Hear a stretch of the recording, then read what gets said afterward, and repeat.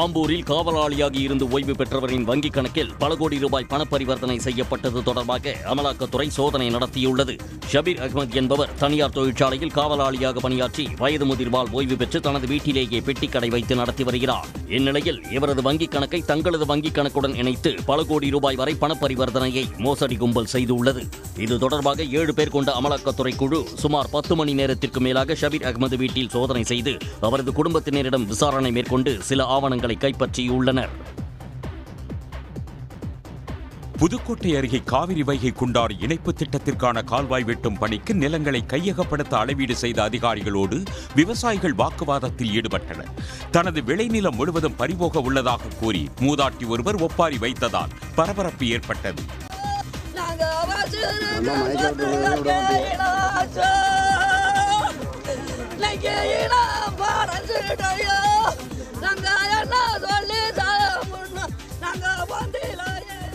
பின்னர் அடுத்தடுத்த நிலங்களில் போலீசார் பாதுகாப்போடு அளவீட்டு பணிகளில் அதிகாரிகள் ஈடுபட்டனர். திருச்சி சார் பதிவாளர் அலுவலகத்தில் கணக்கில் வராத 53,000 ரூபாய் பணத்தை லஞ்ச ஒழிப்புத்துறை போலீசார் பறிமுதல் செய்தனர். திருச்சி ஒருங்கிணைந்த நீதிமன்றம் அருகே செயல்பட்டு வரும் சார் பதிவாளர் அலுவலகத்தில் பணிபுரியும் இணை சார் பதிவாளர் அப்துல் காதர் மற்றும் அலுவலக உதவியாளர் அறிவழகன் ஆகியோரிடமிருந்து பணம் பறிமுதல் செய்யப்பட்டது. அந்த பணம் எப்படி அங்கு வந்தது என்பது குறித்து இருவரிடமும் லஞ்ச ஒழிப்புத்துறை போலீசார் விசாரணை மேற்கொண்டனர். தமிழ்நாடு அரசின் கலைமாமணி விருதுகள் பெறும் நடிகர்கள், இயக்குநர்களுக்கு தென்னிந்திய நடிகர் சங்கம் வாழ்த்து தெரிவித்துள்ளது. கலைக்கு சேவை செய்து கலைத்துறையில் தங்கள் வாழ்நாளை அர்ப்பணித்த கலைஞர்களுக்கு கலைமாமணி விருதுகள் மற்றும் பாரதியார், MS சுப்புலட்சுமி மற்றும் பால சரஸ்வதி ஆகியோர் பெயரில் வழங்கப்படும் என அறிவித்த முதலமைச்சருக்கு கலைஞர்கள் சார்பாக நன்றி தெரிவித்துக் கொள்வதாக தென்னிந்திய நடிகர் சங்கம் அறிக்கை வெளியிட்டுள்ளது. சென்னை அண்ணா சாலையில் உள்ள தமிழ்நாடு மின்சார வாரிய தலைமை அலுவலகத்தில் பத்ம அர்ஜுன விருதுகள் மற்றும் ஒலிம்பிக் போட்டிகளில் பங்கேற்ற தமிழக வீராங்கனைகளுக்கு தமிழ்நாடு மின்வாரிய தலைவர் ராதாகிருஷ்ணன் தலைமையில் பாராட்டு விழா நடைபெற்றது. இதில் தமிழ்நாடு மின்சார வாரியத்தில் அதிகாரிகளாக பணியாற்றும் ஸ்குவாஷ் வீராங்கனை ஜோஷ்னா சின்னப்பா, தடகள வீராங்கனைகள் சுபா வெங்கடேசன், தனலட்சுமி சேகர் ஆகியோர் நேரடியாக பங்கேற்ற நிலையில் வாழ்வீச்சு வீராங்கனை பவானி தேவி காணொலி மூலம் பங்கேற்றார்.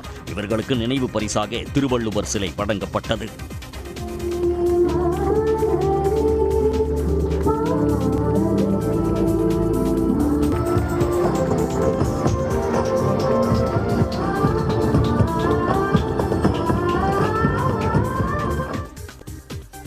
நெல்லையில் கவின் ஆணவ கொலை செய்யப்பட்ட விவகாரத்தில் அவரது பள்ளி கல்லூரி கால நண்பர்களிடம் CBCID போலீசார் விசாரணை நடத்தியுள்ளனர். கவின் ஆணவ கொலை வழக்கில் கைது செய்யப்பட்ட சுர்ஜித், அவரது தந்தை உதவி சார்பு ஆய்வாளர் சரவணன், சுர்ஜித்தின் உறவினரான ஜெயபாலன் ஆகியோர் பாளையங்கோட்டை மத்திய சிறையில் உள்ளனர். இந்த வழக்கின் உண்மைத்தன்மையை விசாரணை செய்து பல்வேறு வெளிவராத தகவல்களை அறிக்கையாக நீதிமன்றத்தில் CBCID தாக்கல் செய்தது. இதன் தொடர்ச்சியாக கவினுடன் பள்ளி மற்றும் கல்லூரியில் படித்த 10க்கும் மேற்பட்ட நண்பர்களை நேரில் அழைத்து CBCID போலீசார் விசாரணை நடத்தியுள்ளனர். கள்ளக்குறிச்சி மாவட்டம் கச்சிராபாளையம் அருகே கரும்பு லோடு ஏற்றி வந்த டிராக்டர் தலைக்குப்புற கவிழ்ந்து விபத்திற்குள்ளானது. கச்சிராபாளையம் பகுதியில் செயல்படும் சர்க்கரை ஆலைக்கு கரும்புகளை ஏற்றிக்கொண்டு டிராக்டர் கள்ளக்குறிச்சி கூட்டுறவு சர்க்கரை ஆலை நோக்கி வந்தது. தோப்பூர் அருகே வந்து கொண்டிருந்த போது ஓட்டுநரின் கட்டுப்பாட்டை இழந்து டிராக்டர் கவிழ்ந்தது. இதில் கரும்புகள் முழுவதும் சாலையில் சிதறியதால் கள்ளக்குறிச்சி கச்சிராபாளையம் சாலையில் 2 மணி நேரத்திற்கு மேலாக போக்குவரத்து பாதிக்கப்பட்டது.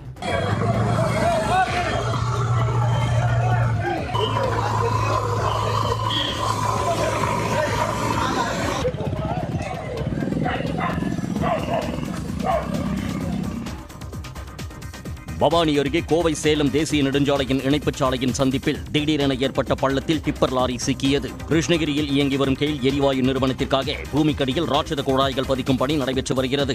ரிக் இயந்திரம் மூலம் சாலையில் துளையிட்ட போது ஏற்பட்ட நில அதிர்வு காரணமாக சாலையின் குறுக்கே திடீர் பள்ளம் ஏற்பட்டுள்ளது. அப்போது அவ்வழியாக வந்த டிப்பர் லாரி ஒன்று சாலையின் திடீர் பள்ளத்தில் சிக்கியது. 1 மணி நேர போராட்டத்திற்கு பின்னர் கிரேன் இயந்திரம் உதவியுடன் பள்ளத்தில் சிக்கிய லாரி மீட்கப்பட்டது. குலசேகரப்பட்டணம் முத்தாரம்மன் கோயில் தசரா திருவிழாவை ஒட்டி திருச்செந்தூர் முருகன் கோயில் வளாகத்தில் அருப்புக்கோட்டையைச் சேர்ந்த முனீஸ்வரன் 36 கைகளுடன் கருங்காலி வேடமணிந்து தரிசனம் செய்தார். காப்புக்கட்டெல்லாம் நேற்று முடிச்சுட்டு இன்னைக்கு திருச்செந்தூருக்கு வந்து சுவாமி தரிசனம் முடிச்சுட்டு வாசல் பிரிக்க கிளம்பிட்டேன். இது எனக்கு காலி வருஷம் 5வது வருஷம். மொத்தம் 3 வருஷம் போட்டிருக்கேன். முதல் வருஷம் வந்து பொங்கல் வருஷம் 3 வருஷம் போட்டேன். பிச்சாகார வருஷம் போட்டேன் 2வது, அது 3 வருஷம் போட்டேன். இப்ப கருங்காலி வருஷம். குலசை தசரா விழாவில் வெளி மாவட்டங்கள் மற்றும் வெளிநாடுகளில் இருந்து பக்தர்கள் பல்வேறு வேடங்களை அணிந்து வந்து நேர்த்திக்கடன் செலுத்துவர். திருவண்ணாமலை கிரிவலப்பாதையில் உள்ள அரசு கலைக்கல்லூரி அருகே வசிக்கும் அரசு பள்ளி ஆசிரியரான குமார் என்பவர் தனது வீட்டில் 7000த்திற்கும் மேற்பட்ட கொலு பொம்மைகளை வைத்து அனைவரது கவனத்தையும் ஈர்த்துள்ளார். இந்த குழுவில் அரசு பள்ளியில் மாணவர்களின் சேர்க்கை குறித்த விழிப்புணர்வு ஏற்படுத்தும் வகையில் அரசு பள்ளி கட்டடங்கள் மாணவர்கள் அமர்ந்து படிப்பது போன்றும் பல்வேறு கொலு பொம்மைகள் இடம்பெற்றுள்ளன.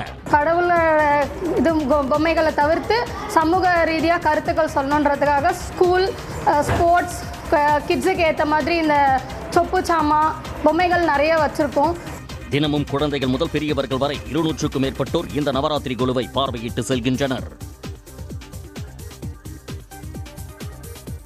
திருவள்ளூர் மாவட்டம் ஜெயபுரம் பகுதியில் தனியாருக்கு சொந்தமான எண்ணெய் தொழிற்சாலையில் 1400 லிட்டர் பாமாயில் திருடிய லாரி ஓட்டுநர் உள்ளிட்ட 3 வரை போலீசார் கைது செய்தனர். எண்ணெய் நிறுவனத்தின் தொழிற்சாலைக்கு டேங்கர் லாரியில் 4500 லிட்டர் பாமாயிலை லாரி ஓட்டுநர் சசிகுமார் என்பவர் கடந்த 3ஆம் தேதி கொண்டு சென்றுள்ளார். டேங்கர் லாரியிலிருந்து 1400 லிட்டர் பாமாயிலை தனது நண்பர்களுடன் சேர்ந்து திருடி பதுக்கிவிட்டு லாரியில் தண்ணீர் நிரப்பி வைத்துள்ளார். பாமாயில் திருடு போனது தொடர்பான புகாரில் லாரி ஓட்டுநரே பாமாயிலை திருடியது போலீஸ் விசாரணையில் தெரியவந்தது. அந்தியூர் ஊராட்சி ஒன்றிய அலுவலகத்தில் ஆக்கிரமிப்பை அகற்றக் கோரி தீண்டாமை ஒழிப்பு முன்னணியினர் ஆர்ப்பாட்டத்தில் ஈடுபட்டனர். தனிநபர் ஆக்கிரமிப்பு செய்த இடத்தை மீட்க கோரியும் மின்கம்பங்களை நட்டு தெருவிளக்குகள் அமைத்து தர வலியுறுத்தியும் அவர்கள் முழக்கங்களை எழுப்பினர்.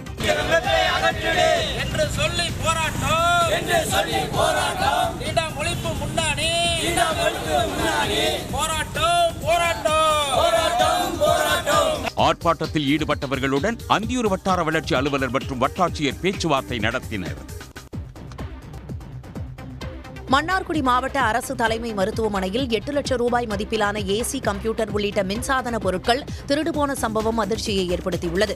மருத்துவமனையில் கடந்த சில நாட்களாக தொடர்ச்சியாக மின்சாரம் துண்டிப்பு ஏற்படுவதாக எழுந்த புகாரின் அடிப்படையில் மருத்துவ கண்காணிப்பாளர் தலைமையிலான குழுவினர் ஆய்வு மேற்கொண்டனர்.